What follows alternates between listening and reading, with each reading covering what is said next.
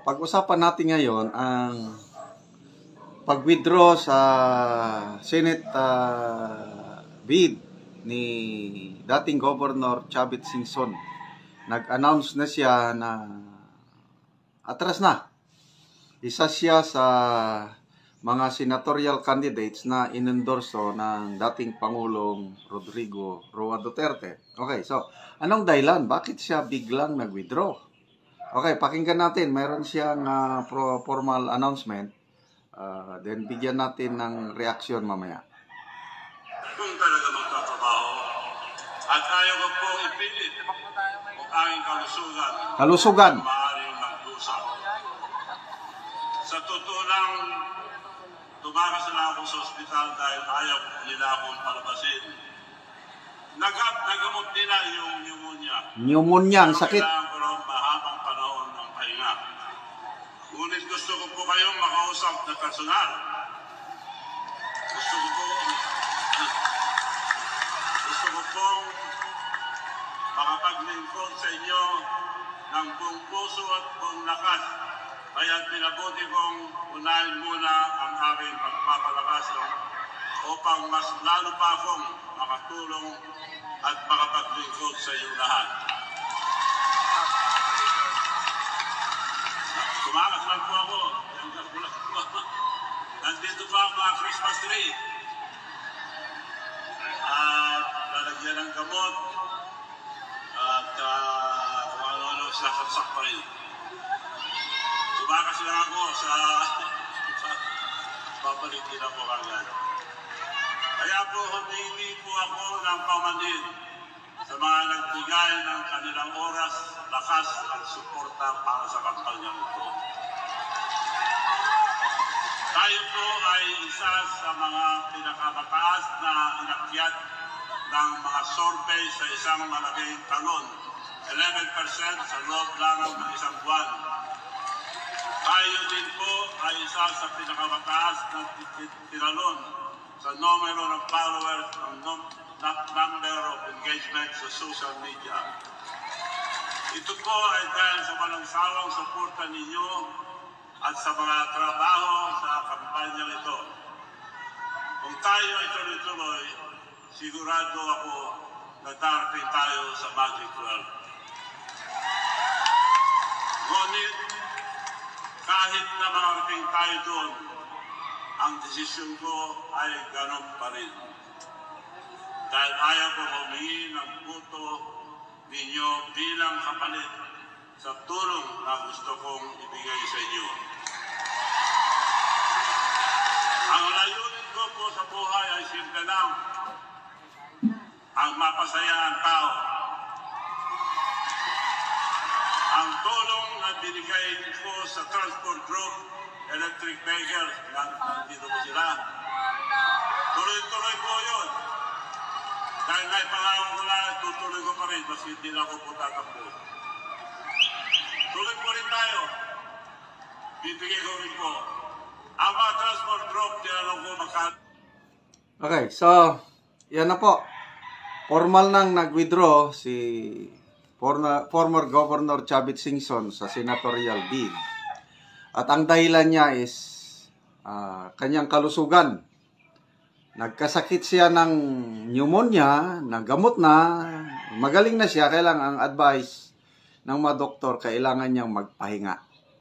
And to me, that is a very wise decision. Kasi pag ituloy niya ang pangangampanya, baka bumalik yung sakit niya at delikado. So, saludo ako kay former Governor Chavit Singson yung kanyang desisyon na yan. Sayang, isa siya sa mga senatoriables na inendorso ni PRRD. Kung pala rin siya, isa siya sa mga makakatulong kay BP Sara sa kanyang political battle, yung kanyang impeachment.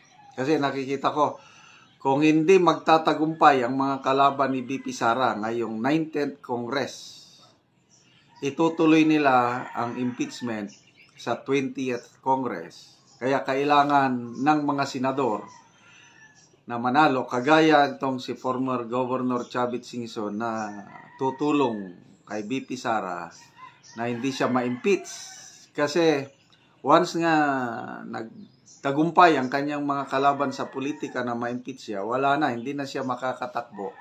Wala na tayong President Inday Sara sa 2028. Okay? So, sabi ni Governor Singson, ang hangarin lang niya sa buhay, simple lang, sabi niya, gusto kong paligayahin ng mga tao. Ako, naniniwala ako na yung puso niya is generous, mapagbigay. Merong isang magandang pasyalan sa Bigan City, yung Baluarte. It's a zoo, mini zoo, or parang mas maganda pa nga kaysa Manila Zoo. Ang gandang pasyalan, nung una, for a long time, libre. Hindi siya nagpapabayad. Yung pamilya ko, kaibigan ko, ilang beses ko nang pinasyal sa Baluarte, libre. Ngayon daw, parang may konting bayad na. Siguro sa maintenance. Kasi ang gandang lugar yung Baluarte. So, good luck, Governor Singson. Sana magpagaling kayo. Sabi niya, I will still continue my public service. At naniniwala ako na itong estado ng buhay ni Governor Singson ngayon, nakita niya na money is not everything. Ang kanya is gusto niyang ibahagi ang kanyang resources para mapasaya ang ibang tao. Tumulong sa mga mahirap. Naniniwala ako sa kanya. Okay? So, speaking of mahirap, ang dami nating mahirap na kababayang katutubo dito sa Mindanao. Ito pa ang ginagawa natin sa ating channel. Yung income natin, tinutulong sa Talaandig Tribe sa Bukidnon. Nagpapatayo tayo. Nagbibigay pa tayo ng yero at pako para makapagpatayo sila ng bagong bahay. Kasi karamihang bahay nila, sira-sira na, tumutulo ang bubong.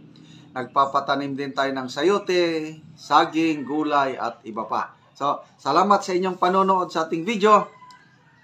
Ito, panoorin nyo ang isang pamilya na natulungan natin nagkaroon ng bagong bahay. So, mao na ni ang update sa ilang balay. Katong panghatagan sa mga yero nga bag-o. So, mayong buntag. So, musulod ko unsa naman ang mo na ni ang resulta sa inyong kwan? So, wala na gyud tulo. Wala na tong mga buslot-buslot sa inyong atop. Wala na gyud. So, mo na gyud niya. So, nabaguhan na gyud ang inyong mga yero ninyo. Katong mga daan asa naman to? Na adya. Inyo nang ipang kuana, ipampulihan na gyud ninyo. Gipulian. So, mo na ni ang mga bag-o nga gipanghatag sa ilaha.